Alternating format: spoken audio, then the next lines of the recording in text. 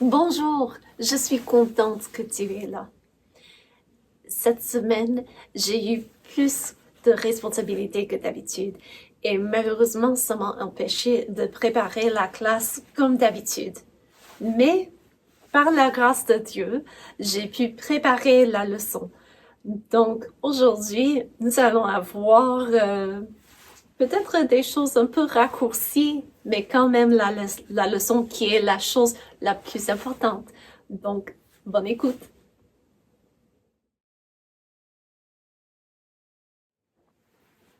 Salut, Madame la monitrice n'a pas eu beaucoup de temps cette semaine pour préparer les choses et moi aussi, j'étais un peu occupée avec elle. Donc, elle m'avait recommandé de chanter des chants favoris cette semaine. Donc, on va commencer avec le savon. Le savon lave mon visage, mes deux petits pieds, mes mains au quel bonheur.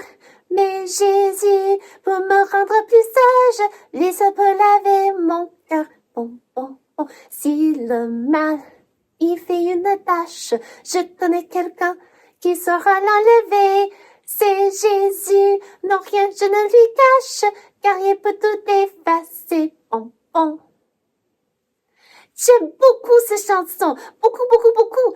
Puis, on peut aussi faire la parole de Dieu. La parole de Dieu, c'est un livre merveilleux qui nous fait connaître le puissant Créateur. Oui, la parole de Dieu, c'est un livre merveilleux. Il faudrait l'ouvrir chaque jour, tous les jours, oui, chaque jour. La parole de Dieu, c'est un livre merveilleux qui nous fait connaître Jésus notre Sauveur. Oui, la parole de Dieu, c'est un livre merveilleux. Il faudrait l'ouvrir chaque jour, tous les jours, oui, chaque jour. La parole de Dieu, c'est un livre merveilleux qui nous fait connaître le secret du bonheur. Oui, la parole de Dieu, c'est un livre merveilleux. Il faudrait l'ouvrir chaque jour, tous les jours, oui, chaque jour. Et si nous ouvrons la parole de Dieu tous les jours, nous faisons bien écouter. Heureux ceux qui savent écouter la parole de Dieu. Heureux ceux qui savent la garder. Oh, faites comme eux. Heureux celui qui ne s'assied pas sur le banc des moqueurs. Et celui qui ne s'arrête pas parmi les menteurs.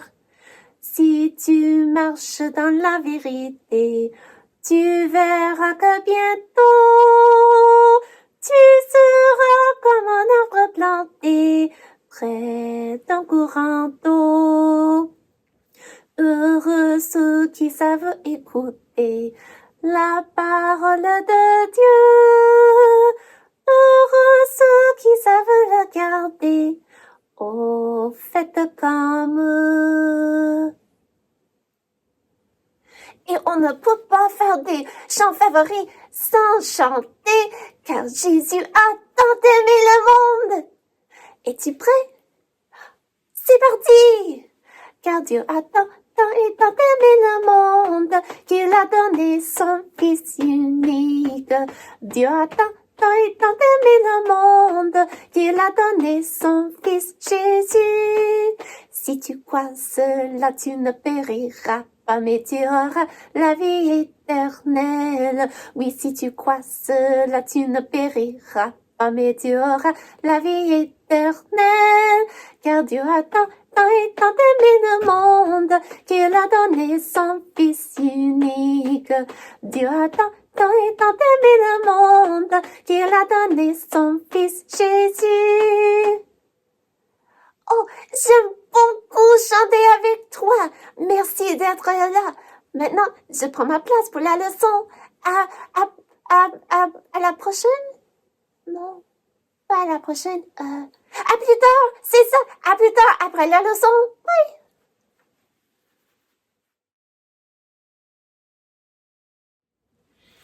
Dans cette section du livre d'Ésaïe, Dieu donne des prophéties sur plusieurs peuples. Il a commencé en prononçant sur le peuple de Babylone. Leur capitale était à peu près là. Puis, après, il a prononcé un jugement contre les Assyriens.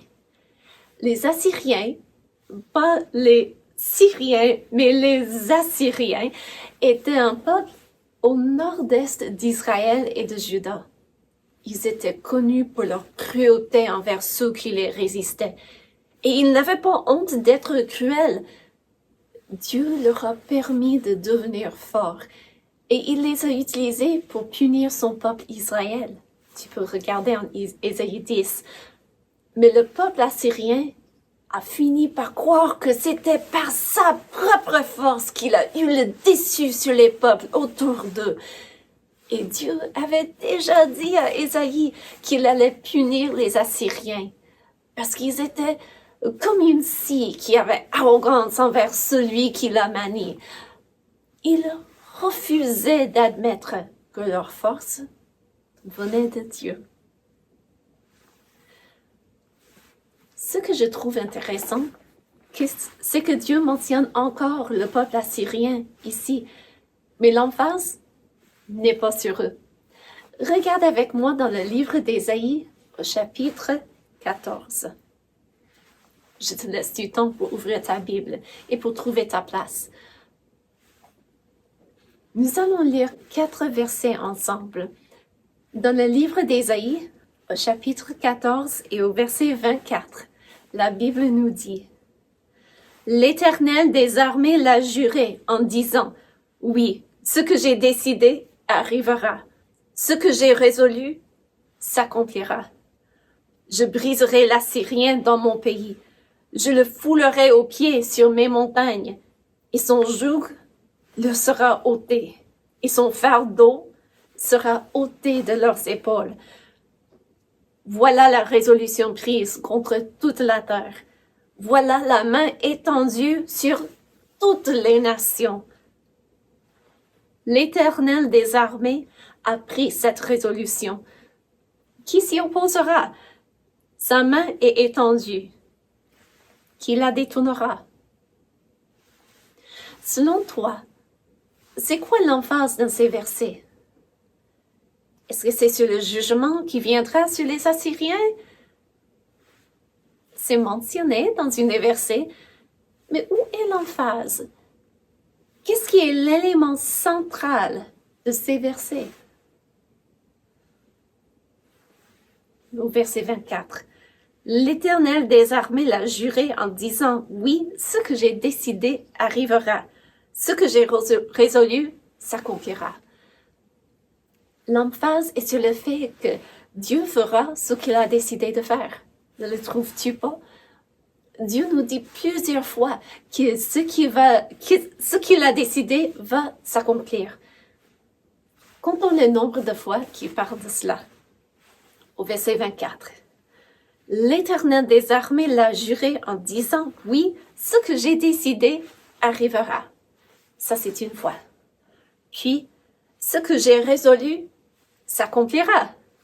Ça fait 2 fois. Au verset 25. Je briserai l'Assyrien dans mon pays. Je le foulerai aux pieds sur mes montagnes. Ça parle de ce que Dieu fera, mais ce n'est pas une déclaration de la vérité de ce que Dieu déclare. Regardons au verset 26. Voilà la résolution prise contre toute la terre. Encore là, c'est une affirmation de ce que Dieu a dit, mais pas nécessairement une déclaration de la vérité de ce qu'il a résolu. Au verset 27. L'Éternel des armées a pris cette résolution. Qui s'y opposera? Voici une 3e déclaration du fait que Dieu accomplira ce qu'il a décidé de faire. Et ça continue. Sa main est étendue. Qui la détournera? Donc, 4 fois, ou même plus, Dieu déclare qu'il va accomplir ce qu'il a décidé de faire. Dans le contexte de nos versets, ça veut dire qu'il accomplira son jugement sur le peuple assyrien.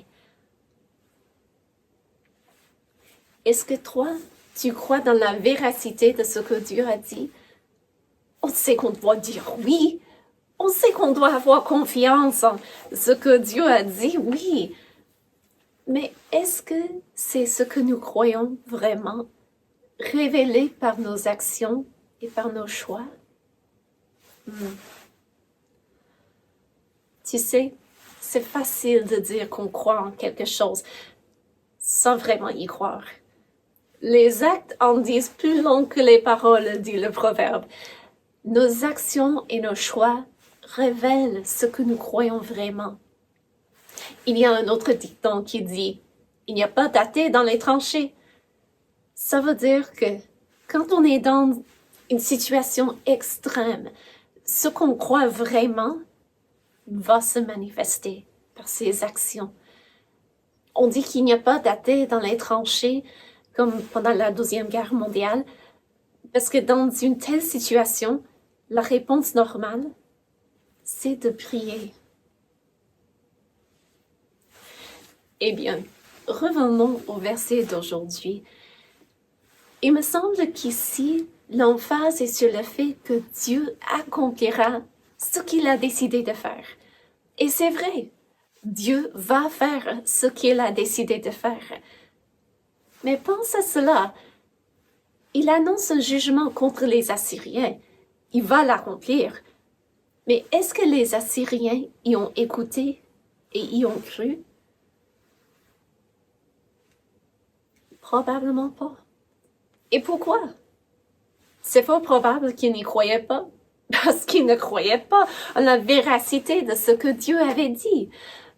Ils préféraient suivre leurs propres pensées que de croire en ce que Dieu leur avait prononcé. Et avant qu'on ne soit trop sévère envers les Assyriens, sache que nous avons tous tendance de faire cela et que nous faisons tous cela de nos jours. Quand Dieu dit « Tu ne mentiras pas », est-ce que nous y croyons? Et est-ce que nous choisissons d'agir selon cette croyance en toujours disant la vérité? Ou est-ce que nous mentons quand cela nous est convenable? Parce que nous ne croyons pas que c'est vraiment trop grave de désobéir à la parole de Dieu. C'est facile de se faire des excuses pour ne pas choisir de croire à ce que Dieu nous dit dans sa parole. Mais le problème avec cela, c'est que nous mentons. Ce n'est pas vrai que nous pouvons raconter des mensonges sans y subir les conséquences pour cela. Pas du tout. Il y a toujours des conséquences. Et ce n'est pas vrai que nous pouvons désobéir au commandement de Dieu et ne pas être redevables envers lui pour cela. Ce que Dieu dit va s'accomplir. Et ça veut dire que nous devons écouter ce qu'il nous dit, y croire et choisir d'y obéir. J'imagine que si les Assyriens ont entendu cette prophétie, ils n'y avaient pas cru. Être détruit, être foulé aux pieds, ça n'arrivera jamais. Nous sommes trop forts, trop puissants pour ça. Mais est-ce que l'Empire assyrien existe de nos jours? Non. Et pourquoi? Parce que ce que Dieu décide de faire va s'accomplir. Heureusement pour nous, Dieu est miséricordieux et nous dit dans sa parole ce qu'il s'attend de nous. Il s'attend à ce que chaque personne croie en lui comme sauveur. Et pour tous ceux qui obéissent à ce que Dieu dit, ils ont le réconfort de savoir que Dieu est digne de confiance et qu'il va un jour accomplir tout ce qu'il a prononcé. On peut être comme les Assyriens et suivre ses propres pensées en se disant qu'on n'a pas besoin d'écouter ce que Dieu a dit. Ou on peut apprendre de leur exemple et choisir de croire en la véracité de la parole de Dieu.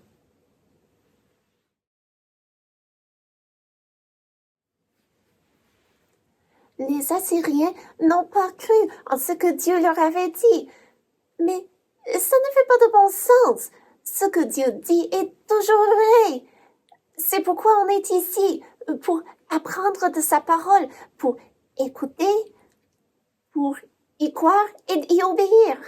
C'est aussi pourquoi on mémorise la parole de Dieu, pour nous aider à l'écouter. En tout cas, es-tu prêt à chanter encore? Parce que notre verset est plus facile à mémoriser quand on la chante. C'est bien, viens avec moi. Nous allons regarder de plus près le verset, juste pour l'avoir devant nous, en cas où on a oublié les paroles. Mais tu sais quoi? Je pense que tu le connais déjà, parce qu'on a inventé la chanson. Hein? Mais de temps à autre, ça aide. Et ce n'est pas grave. Donc, allons-y. Car un enfant nous est né, un fils nous est donné, et la domination reposera sur son épaule. On l'appellera admirable, conseiller, Dieu puissant, Père éternel, Prince de la paix. C'est Ésaïe 9:6 qui nous le dit. Pour tout cela, Dieu, je te remercie.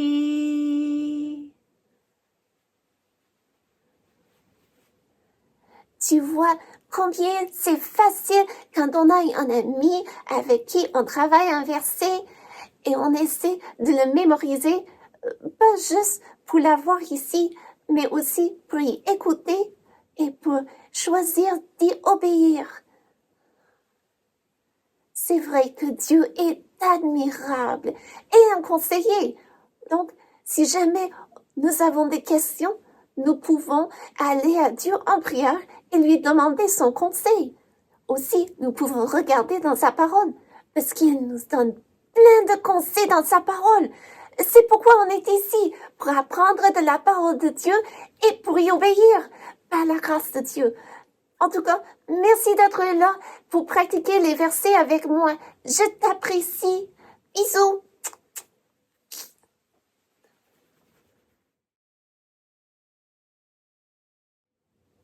Oh, Noiro, tu es gentil. Oui, nous apprécions beaucoup notre ami qui écoute et qui apprend avec nous. Hein? Oui, c'est vrai.